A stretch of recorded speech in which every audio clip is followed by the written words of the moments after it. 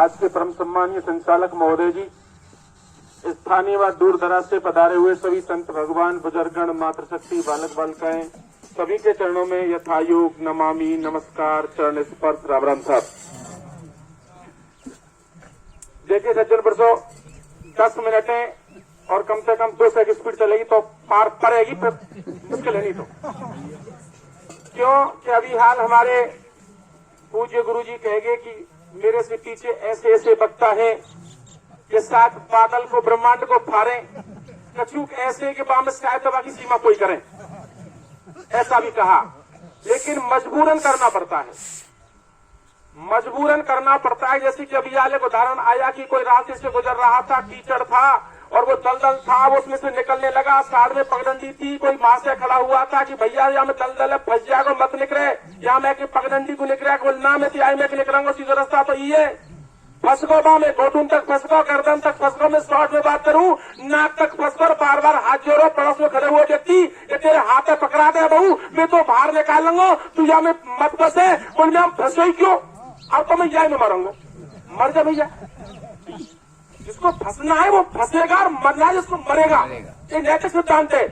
लेकिन सज्जन पुरुषों, जब एक बात ये चर्चा करें किसी कि जब हम कबू कबू न्यूज सोचे कि भाई हमारे महाशय ऐसा कहते हैं विद्वान लोग कि एक ही ब्रह्म में, ब्रह्म के अलावा दूसरी कोई विषय वस्तु हती ना है, मान लिया थोड़ी देर के लिए, फिर वो एक ही ब्रह्म में और हम तुम सब ब्रह्म ही बैठे हुए, ब्रह्म एक होना और सर्वत्र होना, विभु होने में अंतर है।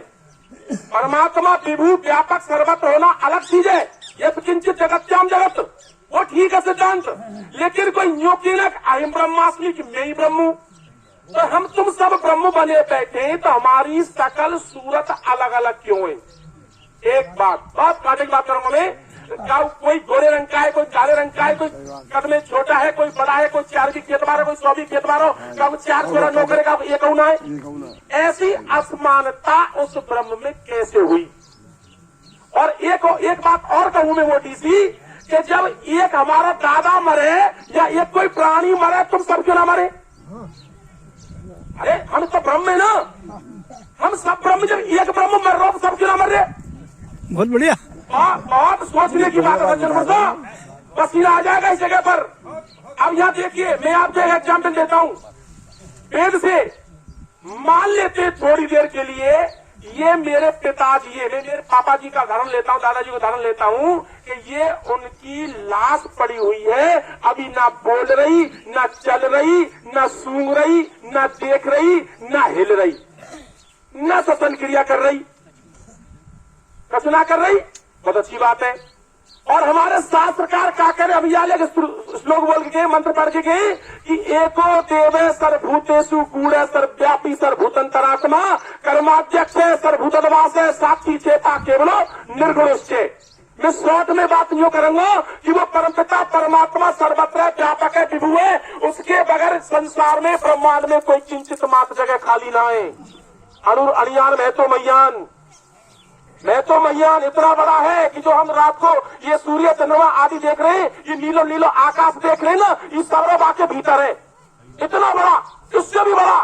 और महीन इतना है, नजदीक इतना है कि हम जो हमारे अणु परमाणु यानी कि मैं को जो हाड़ मांस मल मूत्र जो कछु मेरे अंदर है, उसके अंदर भी प्रत्येक अणु परमाणु के अंदर वो परमात्मा बैठा हुआ है। सर्वत्र होते हुए भी वो प्रत्येक प्राणी के हृदय देश में विराजमान है। अंगुष्ठ मात्र पुरुष है, अंतरात्मनि सदा जननाम हृदय सन्निविष्ट है। ये वेद के मंत्र है, उपनिषद कहती है हमारी, गीता कहती है हमारी कि मैं सर्वत्र होते हुए भी प्रत्येक प्राणी के हृदय देश में बैठा हुआ हूँ। जब तू ऐसा बैठे हुए, ये तो कड़वा के बगैर खाली ना है। अब मेरे जो पापा जी हतकाए, ये जो लाश पड़ी हतकाए, या में जो अणु परमाणु एवं परमात्मा नायक सज्जन प्रसो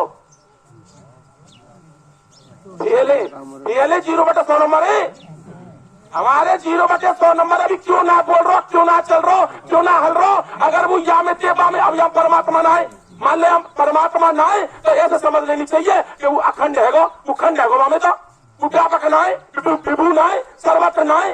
इसका इसका मतलब यह है कि एक शिष्य ने अपने गुरुजी से पूछा कि गुरुदेव मुझे आपके गुरुकुल में रहते हुए काफी समय हो गया, मैं एक बात पूछना चाहता हूँ कि वो परमात्मा कैसे मिलते हैं, वो कहाँ दर्शन देंगे, और फिर ये जो लात पड़ी है ना, या में ई सौदा का है, या बताओ तो सही नहीं।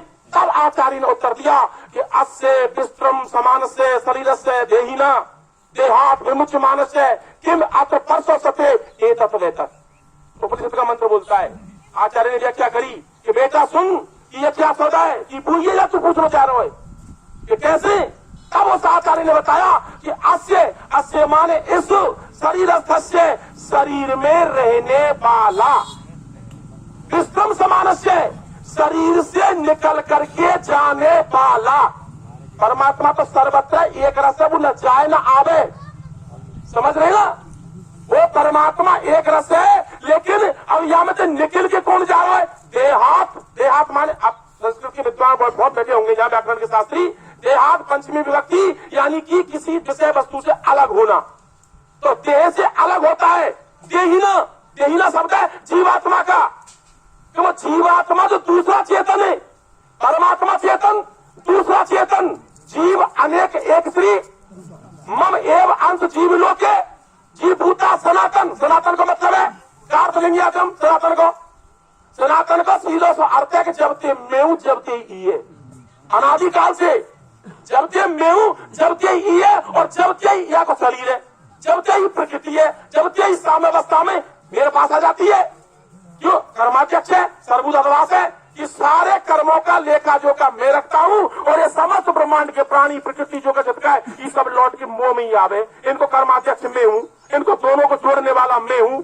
प्रधानम अमृता अक्षरम हरे, ये भोगने वाला है, प्रधान प्रकृति है, जीवात्मा भोगने वाला है, चेतन इनको मिलाने वाला मैं हूँ, जड़ का और चेतन का संयोग कराने वाला मैं हूँ, इसलिए कर्म करने में स्वतंत्र। तब उस आचार्य ने बात कही कि इस शरीर से निकल करके जाने वाली जीवात्मा बहुत अच्छी बात है। विश्रम समान से शरीर से देहिना देहात में मुझ मानस है कि जो शरीर से निकल करके जो निकल गई है, तब ये जो शेष पड़ा हुआ है ये वही है जिसको तू पूछना चाहता है। ये कह दिया। अब गीता क्या कह रही है, अब देखो गीता के शरीरम यत अवापनोति उत्क्रामति च अपि ईश्वर है ग्रहीत्वा एतानि संयाति वायु गंधान इवासियात। बड़ा शानदार श्लोक लगा व्यासी ने, वो समझाने लगे। क्या समझाने लगे? जैसे मान लीजिए कि एक रुई को फोया इत्र लगा हुआ कहीं पड़ा हुआ है, रुई का फोया इत्र लगा हुआ, और वो हवा जब चलती है, वायु जब बहती है, तो वायु के संग में वह इत्र की गंध हमारी नासिका तक आवे के ना आवे सचन परसो, एक स्थान से दूसरे स्थान बह रही है ना, लेकिन वो रुई को फोया तो वहीं पड़े हो ना।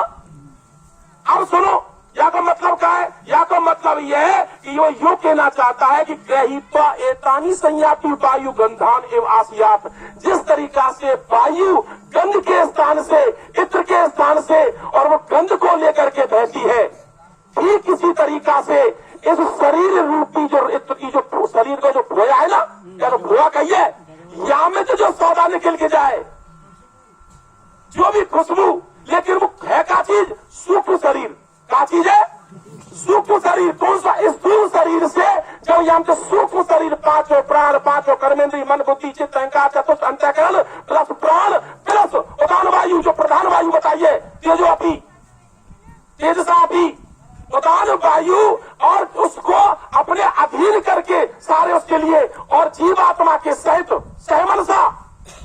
सहमनसा आत्मनि, आत्मा के साथ में, और ये 17 करण या 16 करण या कोई 18 करण बताता है, इन सब सौदाएं लेके जा तो नाम सूक्ष्म शरीर दियो है, वो बाहर लेके जाए। जैसे गंध के स्थान से वायु गंध को लेके जाती है, ऐसे यहाँ में बसे हुए सारे सौदाएं वो लेके जाए।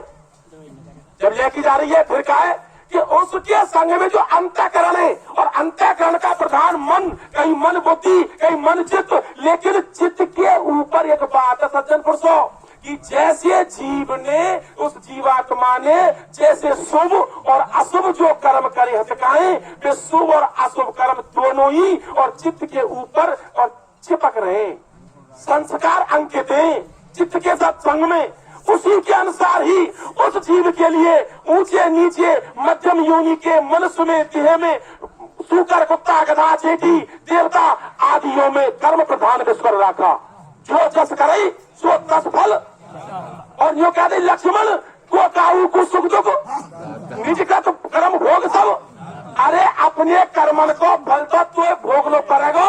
तू कर्म करने में स्वतंत्र है। अशुभ करेगा तो तू अशुभ में जाएगा, पाप करेगा तो तू पाप भोगेगा और शुभ करेगा तो तू शुभ भोगेगा, मिश्रित करेगा तो मिश्रित भोगेगा और पुण्य करेगा निष्काम कर्म करेगा तेरी मुक्ति हो सके। कौन की सके? शरीर की थोड़ी ना, शरीर तो जड़े मन बुद्धि अंतःकरण चले तो मुक्ति वाला कौन है? परमात्मा हमेशा मुक्त है।